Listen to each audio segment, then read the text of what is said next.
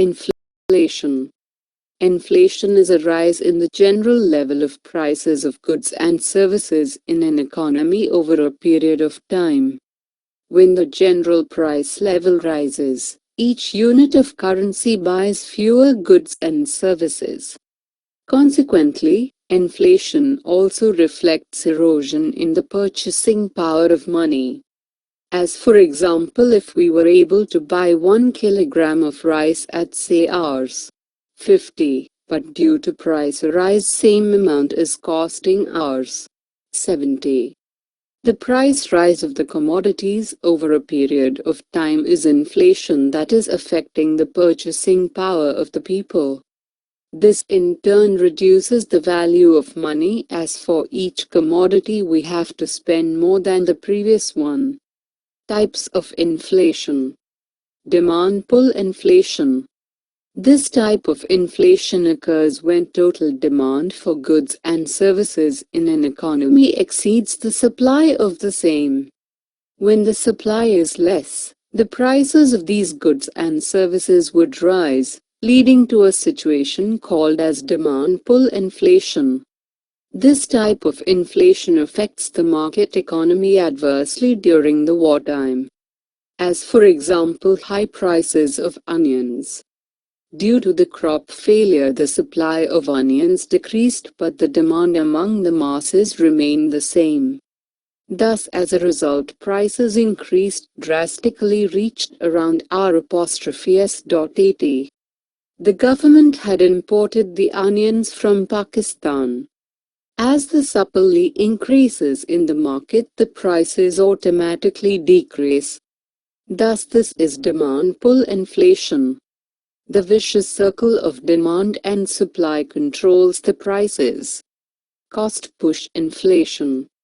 If there is increase in the cost of production of goods and services, due to increase of wages and raw materials cost, there is likely to be a consequent increase in the prices of finished goods and services.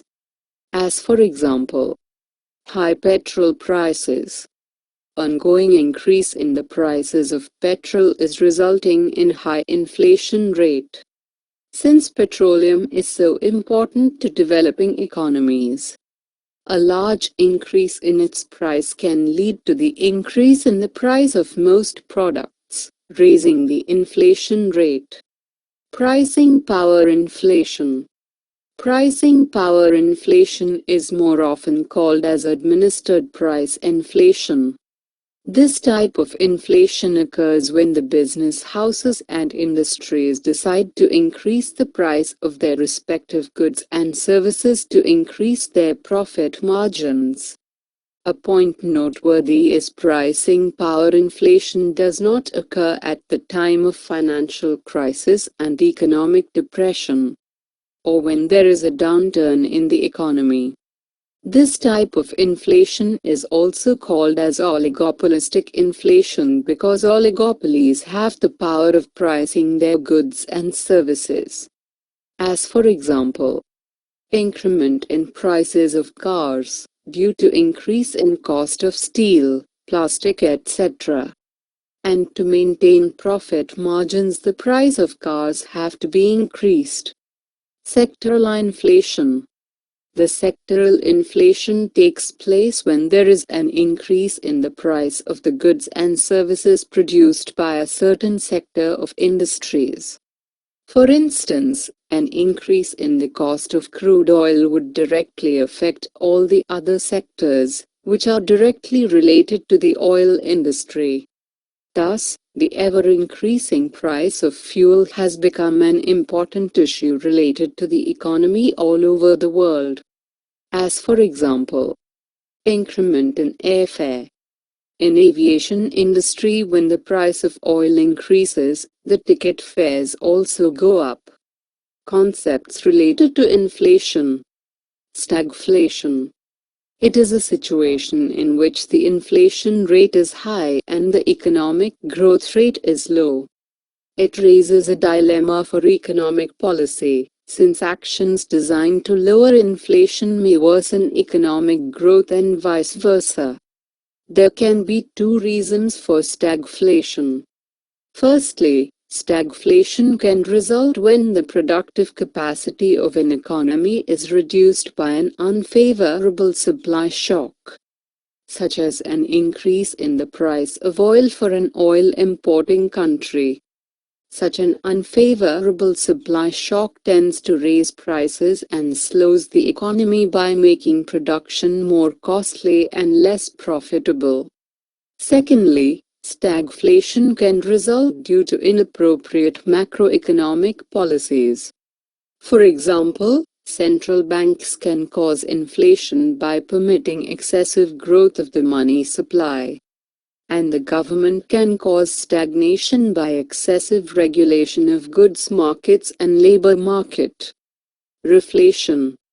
It is the act of stimulating the economy by increasing their money supply or by reducing taxes.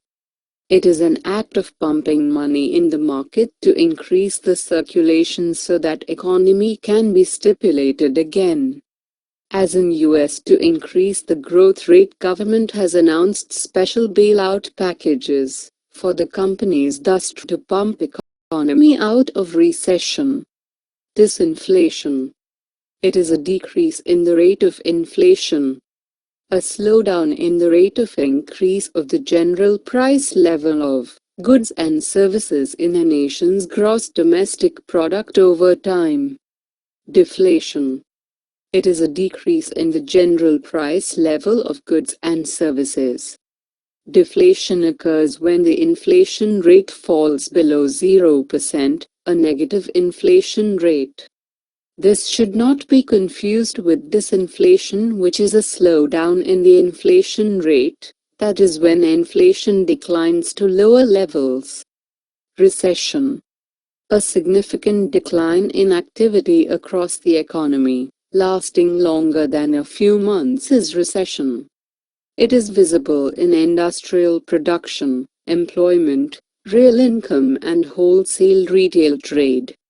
The technical indicator of a recession is 2 consecutive quarters of negative economic growth as measured by a country's gross domestic product, GDP. Hyperinflation. It is the extremely rapid escalation of prices, typically more than 50% per month, for goods and services.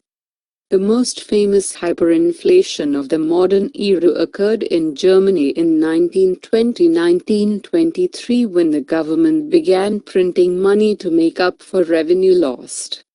The German hyperinflation resulted in a percentage increase in prices in the millions per month.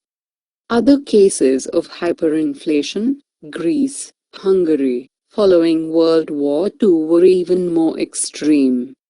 The root cause of hyperinflation tends to be the excessive printing of currency by the monetary authority.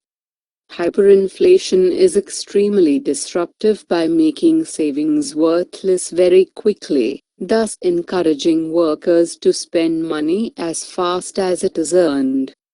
Depression. It is a sustained, long-term downturn in economic activity in one or more economies. A depression is characterized by its length, by abnormally large increases in unemployment, falls in the availability of credit, often due to some kind of banking or financial crisis, shrinking output, as buyers dry up and suppliers cut back on production and investment.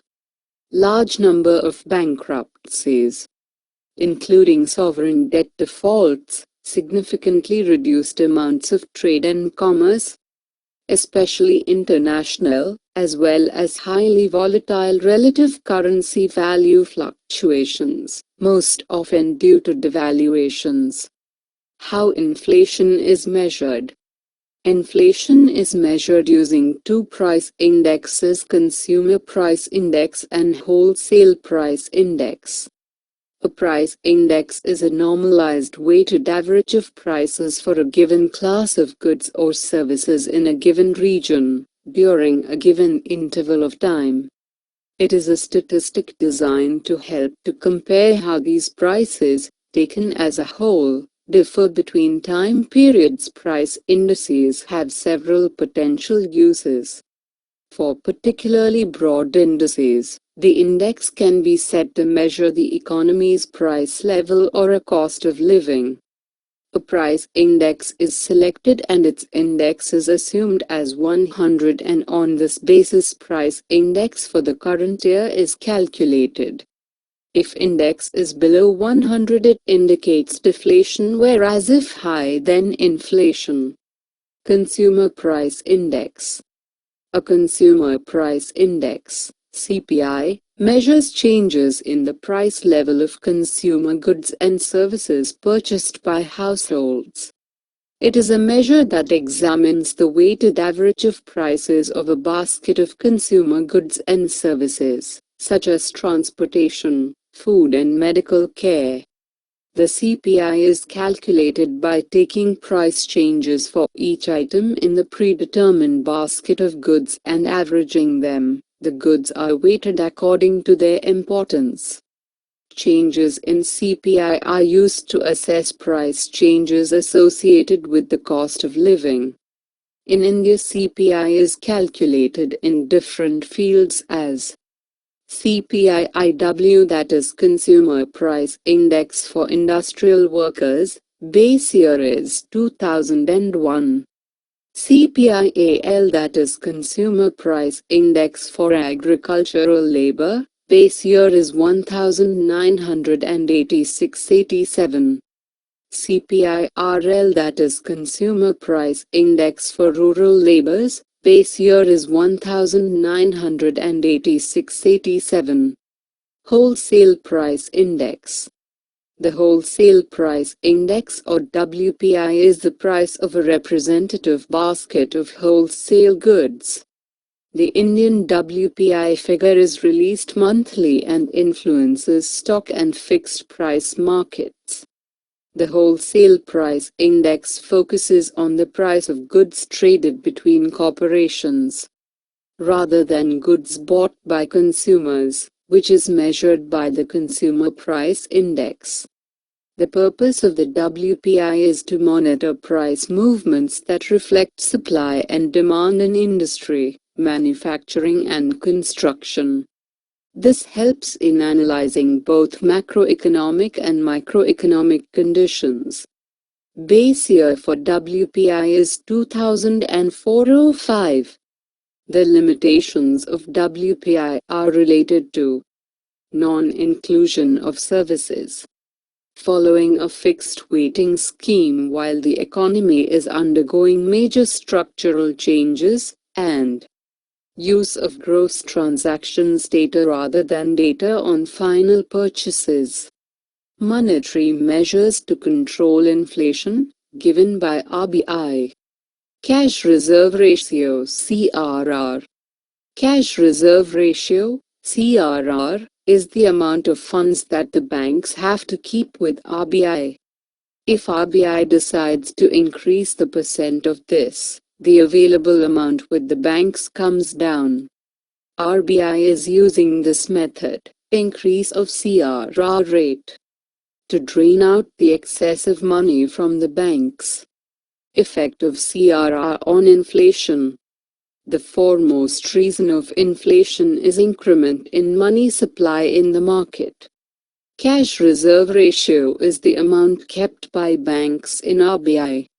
If, for example, the bank has 100,000 rupees and CRR is 10%, then 10% of 100,000 has to be kept with RBI, that is 10,000 rupees.